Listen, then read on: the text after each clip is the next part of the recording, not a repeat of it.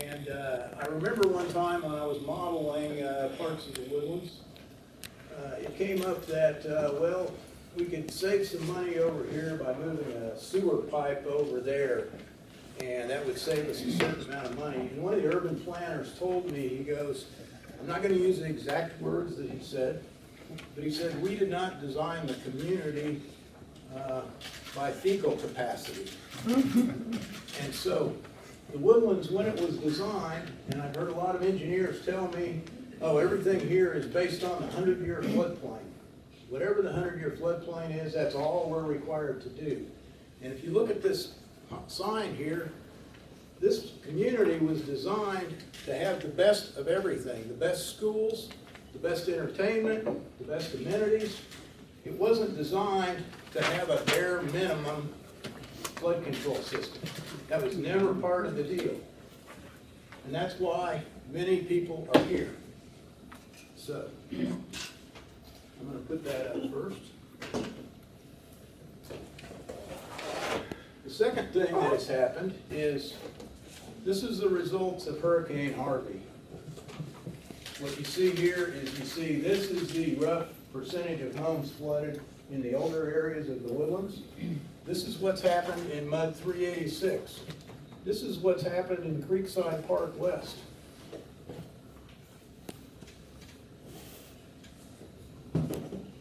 So there's been a significant change in the results of our flood control system in the last 3 or 4 years over what it used to be years ago.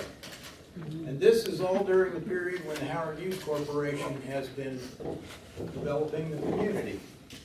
I can't tell you what they did, I'm not an engineer. All I can tell you is that the results are significantly different than what these results were, which is why we came here.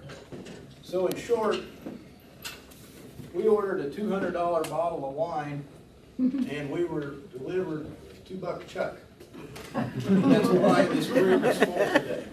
Excuse me, Mr. Hickey, it's 3 minutes. Could you wrap it up? I don't think I can make it in 30 seconds. I have some other important things I think to address.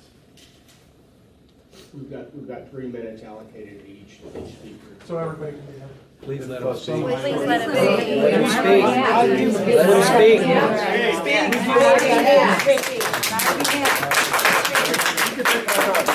What's your name, sir? Charlie Okabapi. Okay.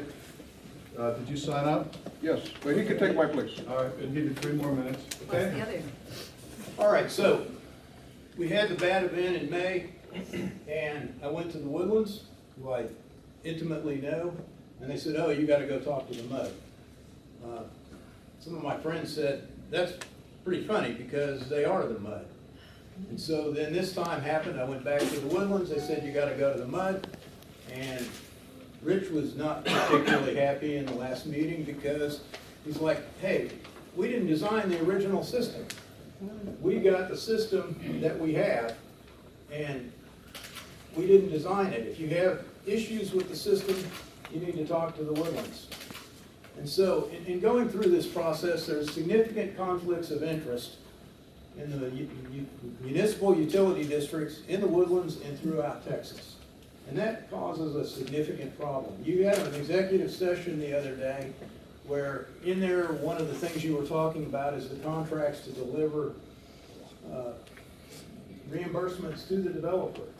Your firm has represented the Woodlands in one form or another for 40 years and represents, as far as I know, all of the municipal utility districts in the Woodlands.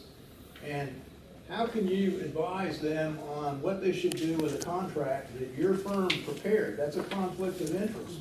When you drew that contract up years ago, I'm assuming you told the people that it was a valid contract. How can you opine on whether it's still a valid contract when you were already on one side of it? The same thing with the engineers.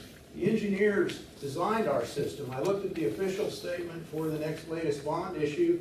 It doesn't say anything in there about how the engineers that are the engineers for the district are also the engineers that designed our system. How can we rely on engineers to fix our system who were involved in creating the system that didn't work?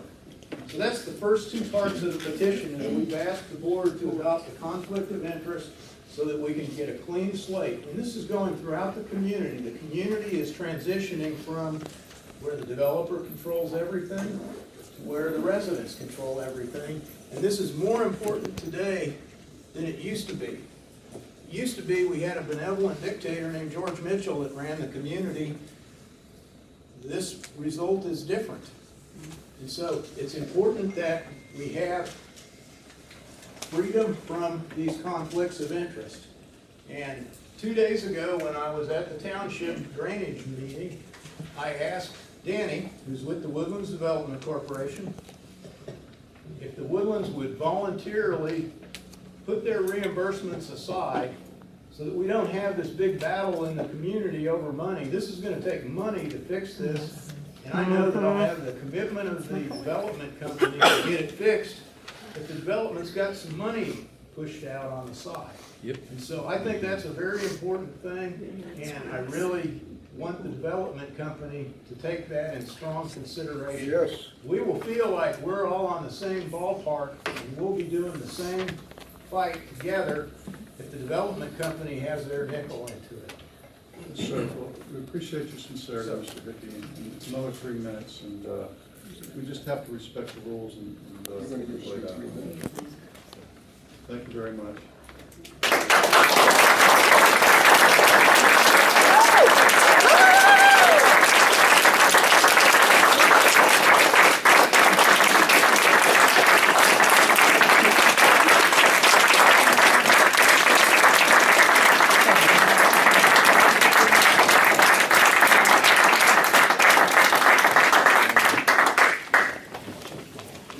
Next speaker who's signed up is Mr. Morris Reinisch. If you don't mind, I'm gonna sit because I have difficulty standing. I appreciate all the good words that were said at the beginning of this meeting in terms of the help that we're gonna get. We're working on the same side. But I don't get the sense that that things are happening. Actions speak a lot louder than words. Yes. At the last task force, the drainage task force, I was astonished, and my eyes opened up when I heard the MUDs give a summary of what they have done since the the Memorial Day flooding to date. And they started listing, I spent $1 million here, we spent $600,000 here, we spent $500,000 here, we're gonna be spending $300,000 here.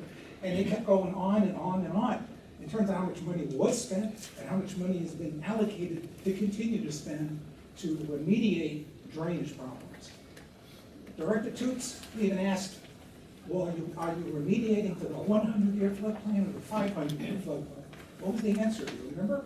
500-year floodplain.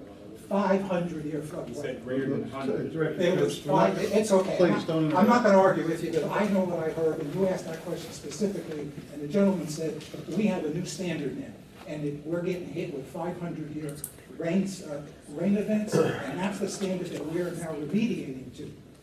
And in comparison, when you were asked to give a summary, you know what you said? Zero. Nothing. Nothing has been done. Nothing. How do you reconcile that compared to all the millions of dollars that have been spent on the other side of Woodlands compared to here? We got nothing. Actions speak louder than words. Thank you. Thank you.